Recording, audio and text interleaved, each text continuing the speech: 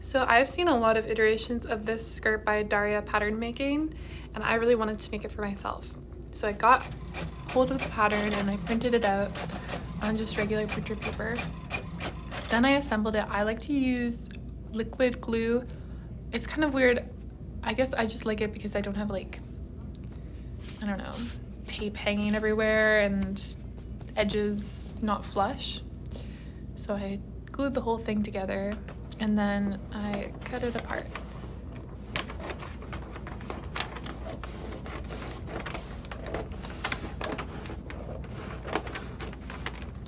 Then I made the necessary adjustments. I made it a bit longer. I did some pattern size grading and it was ready to cut out. I wanted to make a muslin first, so I had this leftover fabric from a dress I made my sister. It's from Fabricland. It's like a stretch linen fabric, linen cotton, I think. And I didn't have enough to match the facings, so I used something else for the facings. As you can see, I had to like piece, that's a seam there. I had to piece some pieces together to make pieces big enough for the skirt, but you really couldn't tell because, I don't know, the color and maybe the way the stripes were, it was really not noticeable. So I cut out the pieces, as you can see here. And then I also cut out the interfacing pieces and applied it to the facing. You'll see in a second, but one thing that really slowed me down in the process of making this skirt was that you need these little, really thin strips of interfacing, and then you also need thicker ones as well. And I didn't have enough interfacing to cut those out of the fabric I had. So I actually bought these like pre-sized rolls and then I cut them to the right thickness. This black one is a little papery, honestly. It's not the best quality. It doesn't give the best drape, so I probably wouldn't do that again. This is me drafting the lining pieces. I basically just made it a little shorter and then accounted for where the facing would be on the inside. Here's a view of the skirt from the inside. You can see it's a little short in the lining on one side. I think that was just a drafting mistake, so I should fix that. But yeah, this was all made from fabric already in my stash, so this skirt was effectively free, which I love. And it turned out way better than I was expecting. I didn't think I would end up wearing it, but after completing it, I think I totally will. You can wear it with t-shirts, you can wear it with more dressy things. I think it's just really versatile and so pretty. So then it was time to use my actual fabric that I was intending for the main version. This was, it's kind of like a twill. I don't know what it's composed of. I would guess some sort of cotton poly blend. And it has a lot of drape, maybe more than would be ideal for this project. And it also has a really beautiful sheen. So you'll see how it turns out, and you can, make your own conclusions. But I think probably something with a bit more body would have been just like the gray fabric I used for the muslin. I think that's the ideal fabric. So then I had the pieces cut out, and I had a lot left over actually, so that's kind of nice. I applied the interfacing to the pieces just like I did for the muslin. And this time I didn't bother kind of cutting this black tape to the right width. I didn't think it would make that much of a difference, so I just saved myself the time. And when you're applying interfacing, you really want to hold it for a long time, like 20 seconds basically. I've heard that you should count to 20 out loud, which I try to do. Sometimes I don't quite do that much because I'm scared of like hurting the fabric. And that's also why it's good to use a press cloth like I'm using here. This is what you end up with. So basically they have interfacing on all the borders. Next I had to just mark the darts in the back piece. Other than the darts, there's not much to mark, so it's a nice quick project to make. And then I also did this on the lining. Of course, if you're doing it unlined, you save even more time. So I think a lining just adds a lot of body to the material, and it also just makes it feel nicer against your skin. I've also heard that it's better for durability, so there's that as well.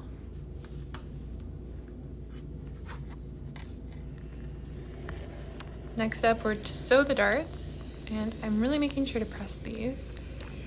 In this next clip, I'm going to show you what a pressed dart looks like from the outside compared to a not pressed dart. So there's the pressed one, and then you also see the unpressed one. Pressing is super important. Okay, now we're on to the first kind of challenge of this skirt for me. I didn't have enough interfacing to interface the belt piece, so I decided to just double up on the fabric and use 2 layers of self fabric. I hand basted them together so that they would stay in the right place. Then you construct the belt, so you basically fold in the seam allowances and then sew it together. So once it's all pressed, you then sew across that short edge.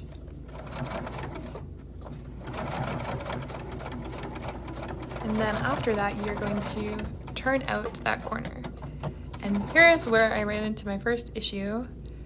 As you can see, I'm trying really hard with my skinniest paintbrush handle, which is sometimes what I use.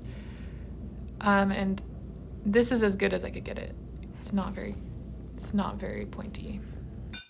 I decided maybe it wouldn't be that noticeable, so I just proceeded with the top stitching. If you listen, you can hear how difficult it is for my machine to go through all these layers. Maybe I could have used a sharper needle, but it was just very painful to do this. But it looked pretty good, so I was like, okay, I'll keep going. But as I keep going, you can kind of see in this clip, because the interfacing was not like fused on, it started kind of being shifted around. I think maybe I could have had a lower presser foot pressure, but I made it through, but I wasn't totally happy with how it looked. It's super heavy, which I thought would be good, but then in the middle, I couldn't sleep because it didn't think it looked good. So I decided to remake it. I first tried with the pins this way, and ultimately this way didn't work, so I unpicked it and did the pins this way, and it worked better. The top belt is the second one I made, and I think it is a lot smoother. Then you trim off a little chunk to use later, attach it to the skirt, and then attach the rest of the skirt panels together. So quick. Then I thought it would be a nice touch to finish the hem with bias binding.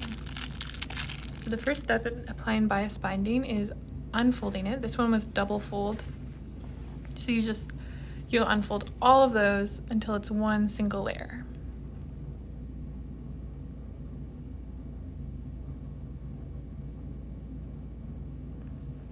Then with that single layer, you line it up with the right side of your skirt, hem in this case, and you sew on the fold line.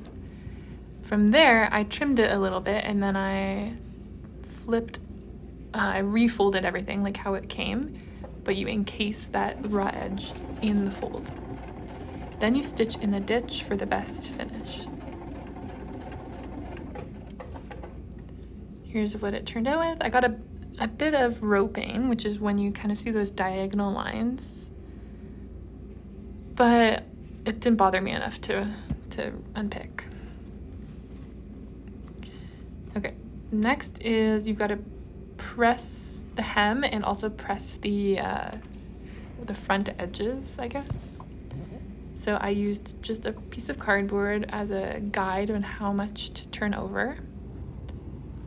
Then to miter the corner, you make a few marks where the folds kind of overlap each other, and then fold it right sides together. Draw a line from the 2 dots you made to where the fold lines intersect. And then you're going to stitch along that line. Then you trim it and press it open. And voila, you have a mitered corner. Now that the main body of the skirt is done, I can move on to the facing. So you just stitch all of those long pieces together, and you end up with something like this.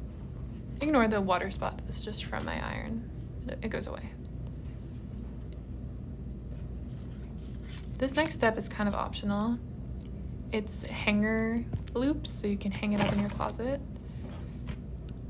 Here I'm just using the ruler that's on my sewing machine to measure 12 inches, and then I cut 2 of those to make 2 loops.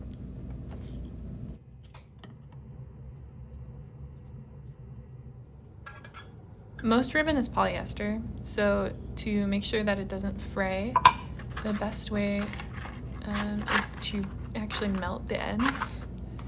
So you take a candle, or I guess you can just do it with a lighter if you have a lighter, and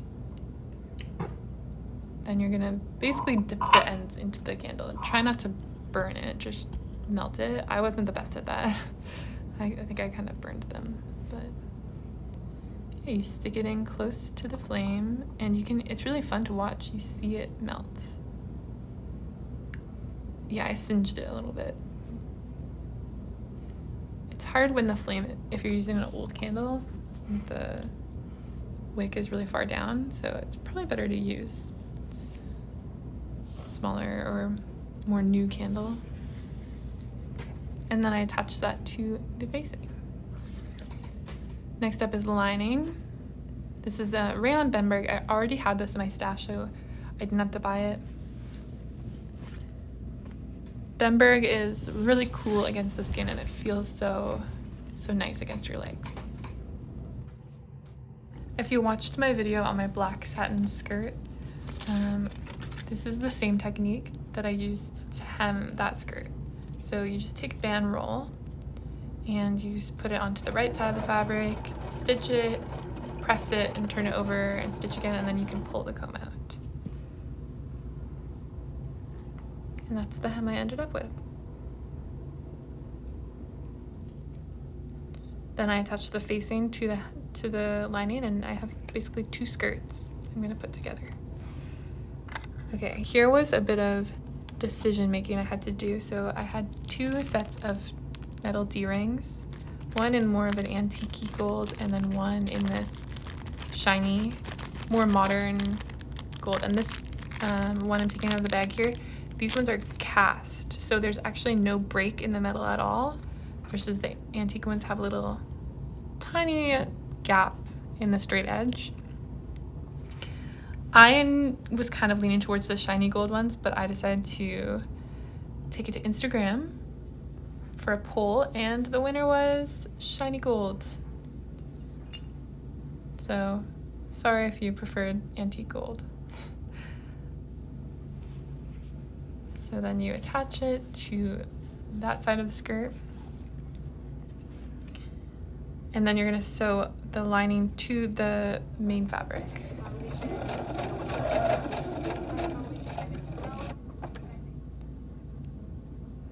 Okay, so the sides are all sewn up, as you can see. Looks really nice and clean.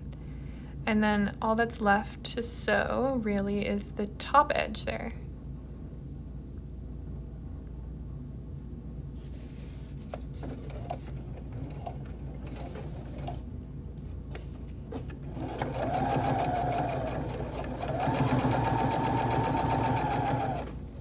After doing that, make sure you understitch. This clip, you can really see the beautiful sheen of the fabric. I actually really like that. And understitching is pretty low stakes, but very important. And then here in this step, I don't know what I'm doing in this step.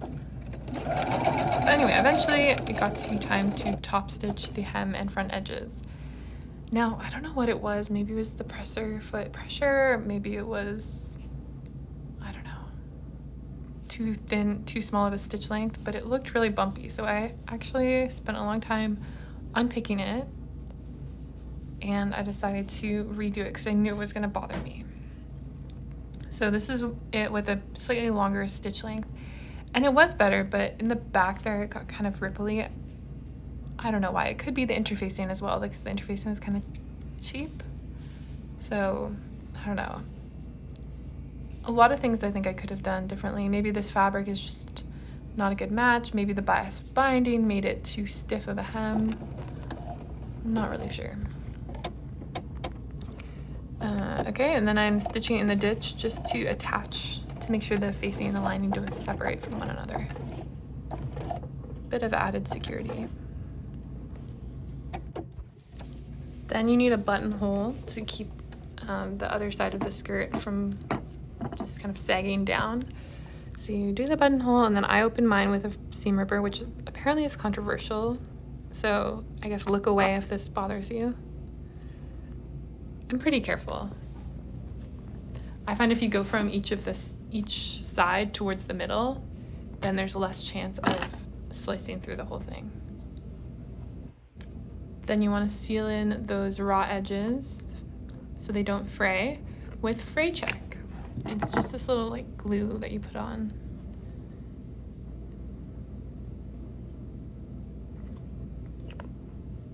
Then you sew on a matching button.